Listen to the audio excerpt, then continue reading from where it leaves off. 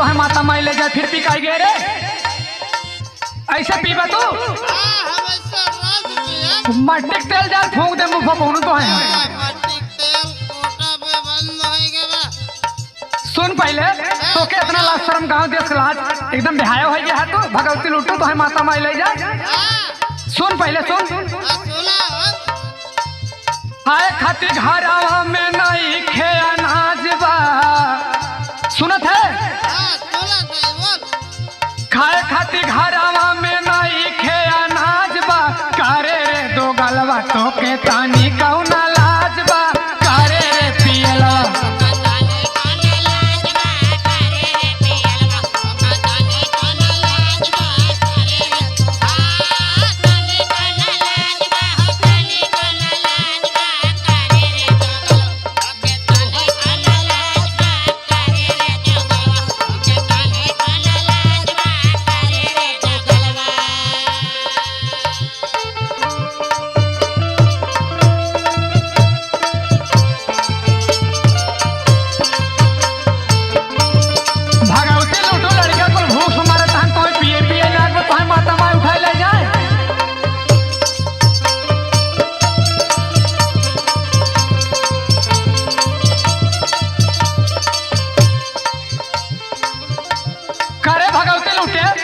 तो है माता माई ले जा खाली तो है पिए पिए लगता है भगवती खाए बनाई के खाना खिया आ खाली तू चापे में दे आवे तब बन जाए तो खा का खाबे रे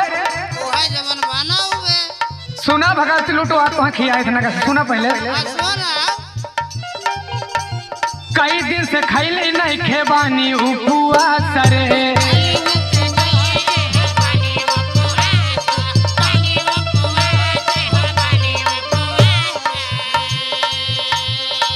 लेकिन के खियाई का तोहार हम सर राज भगवती लूटू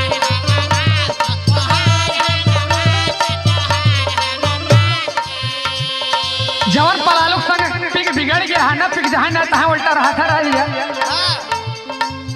कई दिन से खैली नहीं खेबानी उपवास रे लेकिन के खियाई का तोहार हम सरे तोरा ऊपर थू थू करत गौवा समाज बा तोरा ऊपर थू थू करत गौवा समाज बा करे रे पियलवा तो के तानी कौना लाज बा करे रे दो गलवा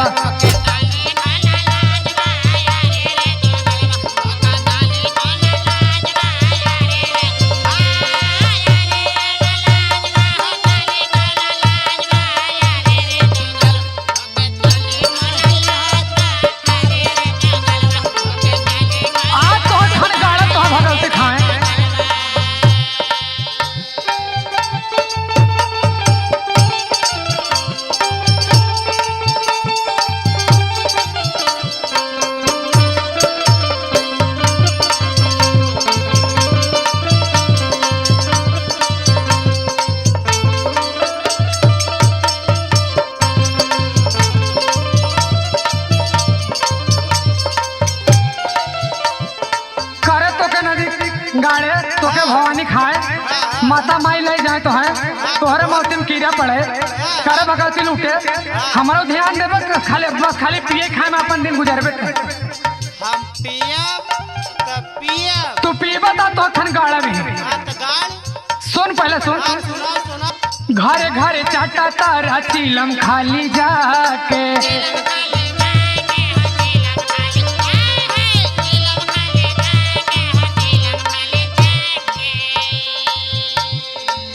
गैल बड़ा बिगड़ साथ पावन के धाके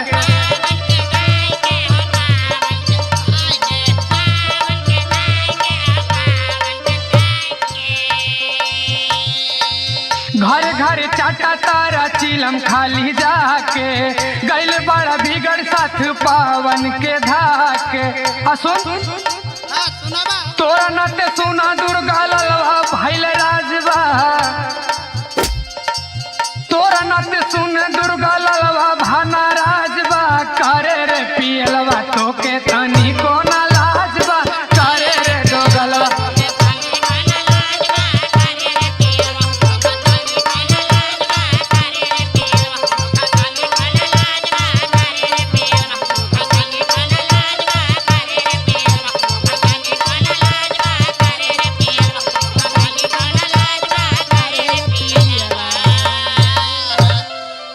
जा जा पीक मर जा जा जो जवन उखाड़े खो